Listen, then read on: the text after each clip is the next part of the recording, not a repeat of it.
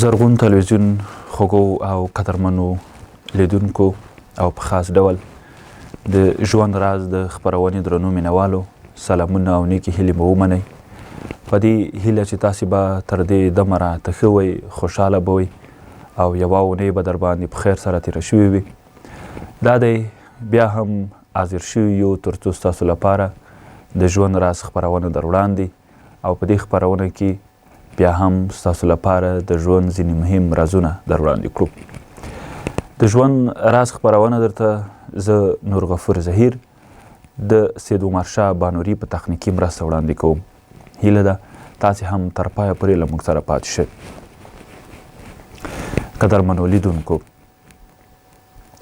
نن به په دې باندې خبرې وکړو چې موږ او تاسې اکثریت وخت د ماشوم د روزنې د ماشوم د پالنې لپاره زموږ فکر، زموږ مفکوره، زموږ ذهن داسې جوړ شوی چې موږ وایو چې که موږ ماشوم ډېر ووهو او موږ ماشوم ډېر تهدید کړو او موږ ماشوم ډېر د فشار لاندې راولو، نو زموږ ماشوم به یو ښه ماشوم شي او زموږ دا ماشوم به یوه ښه آینده ولري.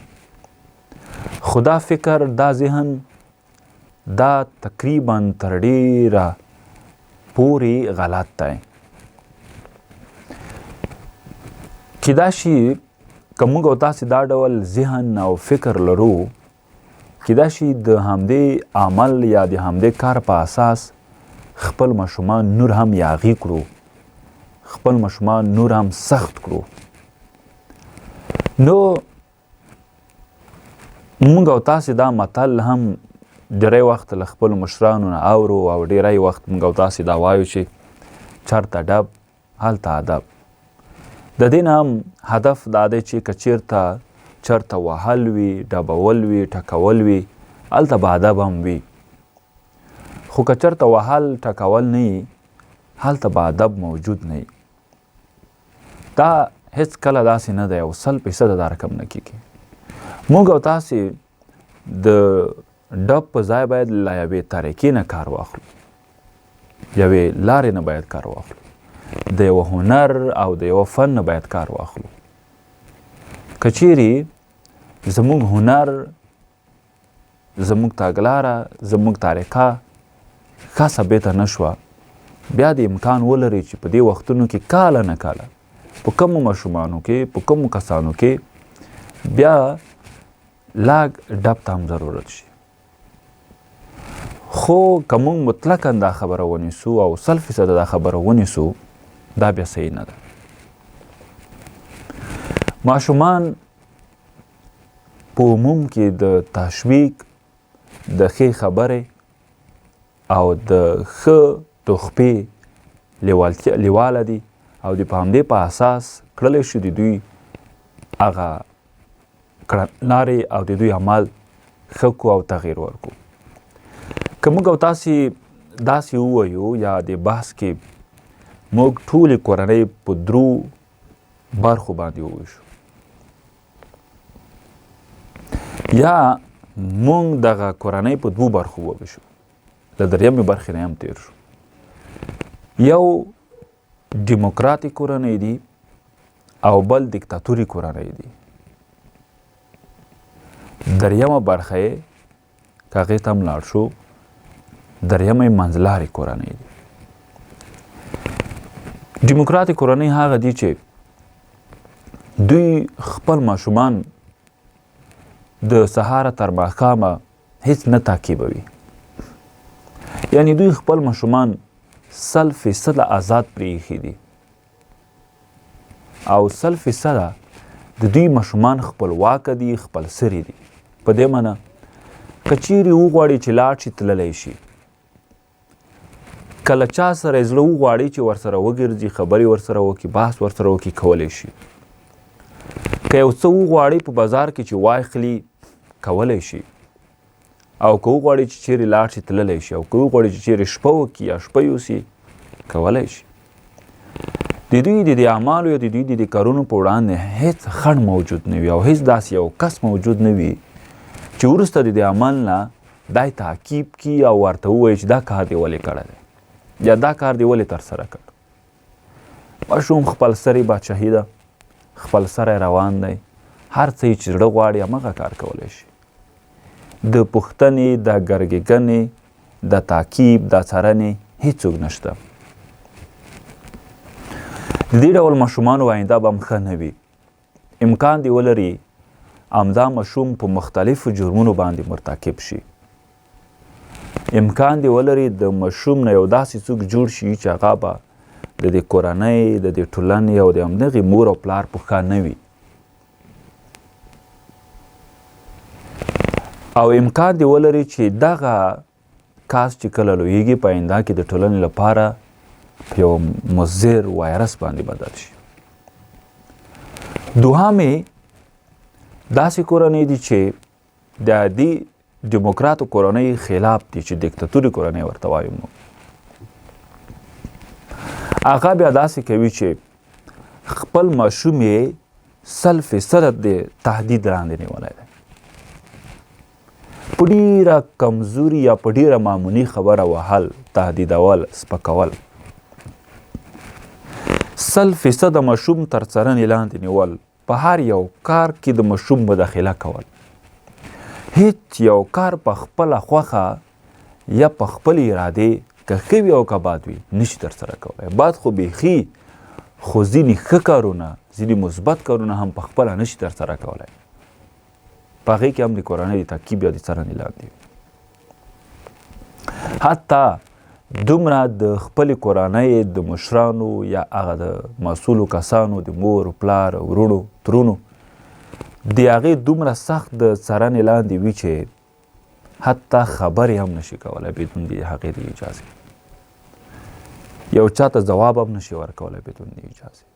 حتی په ماړی باندې کیناستی هم نشي تر څو چې هغې کس یا هغې ورته اجازه نه وي کړې. دا ډول ماشومان هم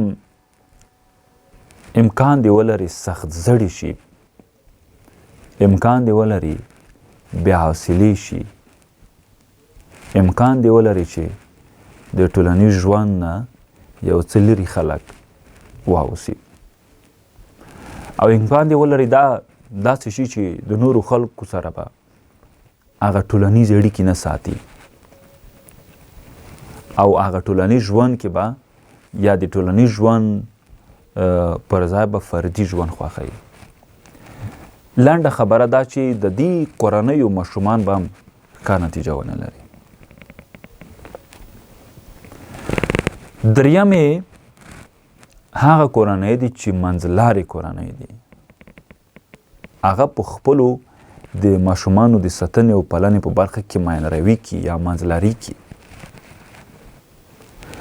دوی ماشوم نه ډیر خپل سرای ته پرېږدي او نه یې ډیر تهدیدوي او نه یې ډیر رانیسي. ځینې داسې کارونه چې د ماشوم په زیان نه وي، د ماشوم په خیر وي، مثبت کارونه وي او ماشوم غواړي چې هغه ترسره کړي، په هغې کې خپلواکي ورکوي. او په ځینو وړو خبرو، په ځینو وړو مسلو ماشوم نه تهدیدوي. او دوی ماشوم نه ډیر خپلواکه پرېږدي، خپل سری پرېږدي او نه یې ډیر رانیسي او نه یې ډیر تهدیدوي او 100% د خپل لاس لاندې نه نیسي. ځینې عادي برخو کې خپلواکي ورکوي، ځینې عادي برخو کې تشویق ورکوي او ځینو برخو کې بیا د تهدید او څارنې لاندې نیسي. د دې ډول کورنیو ماشومان د نورو دوو کورنیو په نسبت ښه نتیجه ورکوي. دوی هم نه خپل سری روږدي کېږي ځکه یو فشار ورباندې شته، او نه سخت زړي روږدي کېږي ځکه که فشار ورباندې شته هم خو دومره نه چې د دوی هغه 100% خپلواکي جلب کړې ده. دا ډول ماشومان یا د دې ډول کورنیو ماشومان به د هغې دوو کورنیو په نسبت یوه ښه نتیجه ولري.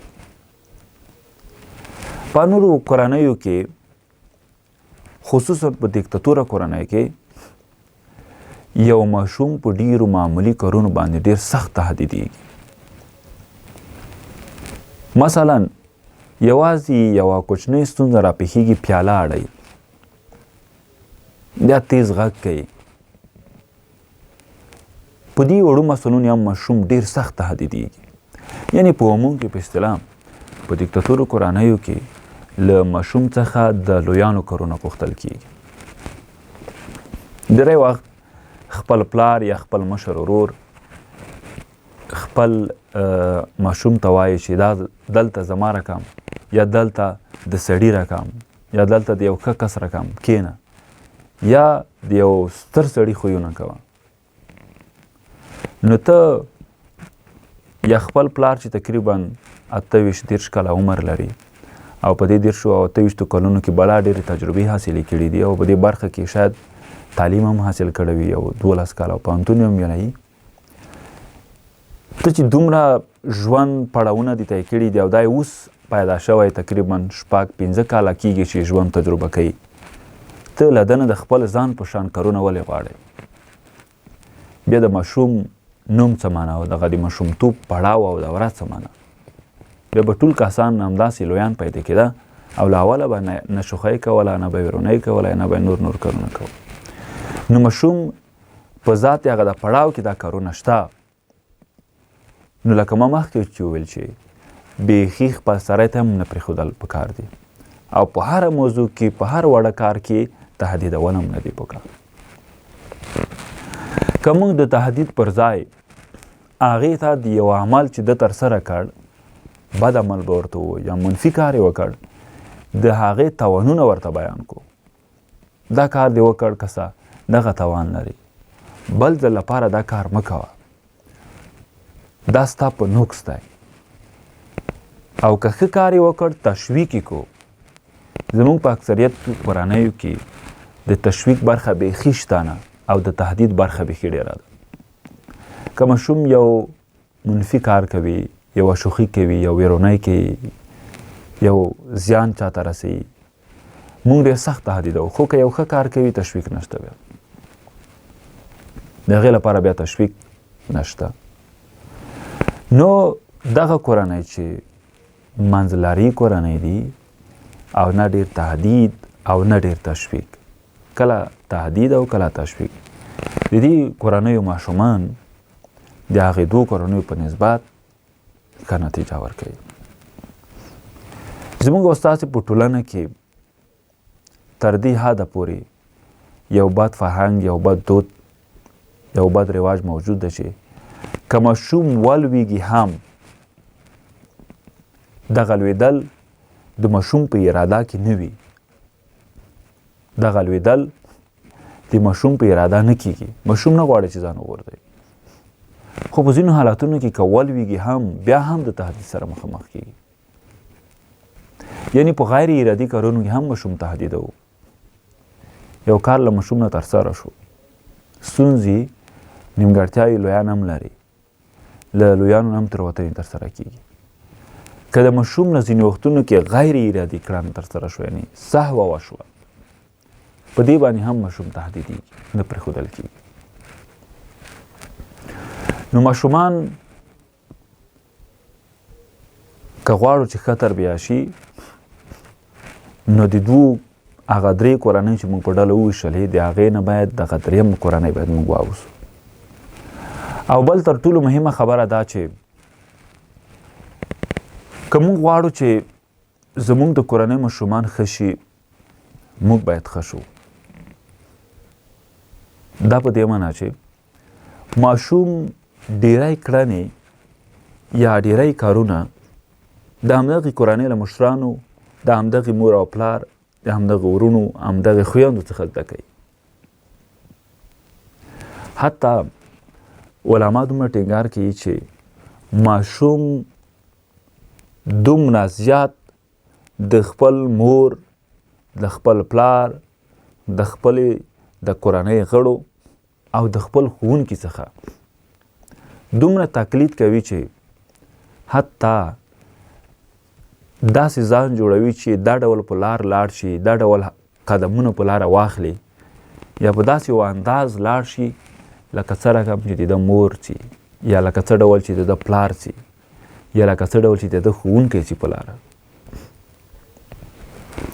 د دې نه دا معلومیږي چې ماشوم ډیر څه له کورنۍ زده کوي او کله چې له کورنۍ نه راوځي د ښوونځي چاپریال ته داخلیږي ډیر څه له ښوونکي زده کوي. دا نه چې ښوونکی ورته په صنف کې الف او ب او دغه توري ښایي یا 2 جمع 2 4 دا ورته ښایي، بلکې دغه ښوونکی چې کوم کړنې ترسره کوي دا هم ماشوم ځان ته تقلیدوي او خپله اخلي او هغه کارونه چې ښوونکی ترسره کوي که څه هم چې شاید منفي کار وي، ماشوم یې د خپل ځان لپاره په ښه کار نیسي. هغه کارونه چې د مور او پلار د کورنۍ غړي ترسره کوي که څه هم ښه کار به نه وي خو ماشوم یې ځان ته په ښه کار نیسي. نو له دې وجې نه علماو په دې باندې ټینګار کړی دی چې په ماشوم باندې له دوکانه سګرټ راوړل، ماشوم ته پیسې ورکول لکه زموږ او ستاسې اوس په ټولنه کې چې دا موجود دی، هله لاړ شه دا یو 10 روپۍ واخله ماته نسوار راوړه، ماته سګرټ راوړه او راوړه او دا راوړه، دا هم منع دی. دا خپله ماشوم ته یو ډول انګیزه ورکول دی تر څو دوی هم په دې عمل روږدي شي. یا د ماشوم په وړاندې د ماشوم په مخ کې سګرټ او نسوار یا سګرټ څکول یا نسوار نیول دا هم ښه کار نه دی، ځکه ستا نه ټول څه ماشوم له تا نه زده کوي، له ښوونکي زده کوي او له مور او پلار زده کوي. نو که موږ غواړو چې زموږ ماشومان ښه شي نو موږ باید ښه شو، موږ باید ښه واوسو، ځکه ماشوم ډیر څه له موږ زده کوي. نو داسې نه چې موږ یو کار کوو او بیا سبا ته ماشوم ته وایو چې دا کار ته ولې کوي، هماغه کار ماشوم هم وکړي. ماشوم ډیر سمدستي یا فورا شاید تا ته ووایي چې ته یې ولې کوې، په دې وخت کې ته بیا بې ځوابه پاتې کېږي خپل ماشوم ته. خو که ښه کار وه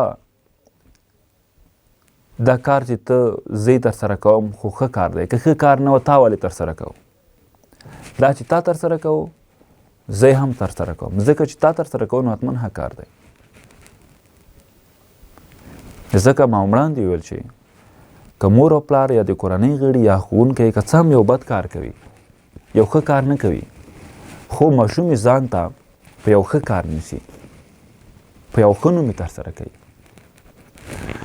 نو هیله مو دا ده چې موږ د خپلو ماشومانو سره یا د خپلو ماشومانو د روزنې او پالنې په برخه کې له یوې طریقې نه کار واخلو، د یوه میتود نه کار واخلو او دغه مفکوره دغه نظر چې موږ وایو چې چېرته ډب هلته ادب په دې باندې ډېر ټینګار ونه کړو.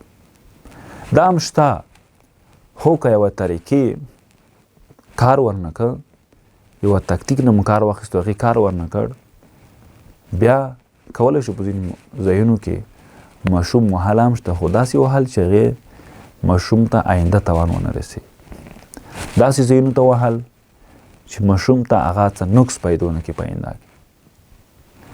نو په همدې هیله نننۍ خپرونه بیا هم دلته پای ته رسیږي. ستاسو ټولو درنو او قدرمنو اورېدونکو او لیدونکو نه ډېره زیاته مننه چې موږ واورېدو او ورته دې دمه راسره وئ. تر یو بل پروګرامه چې بیا هم زه نور غفور ظهیر د سید عمر شاه په تخنیکي مرسته ستاسو لپاره حاضرېږو. موږ ته اجازه راکئ، ستاسو لپاره ښه وختونه او خوشحاله شئ.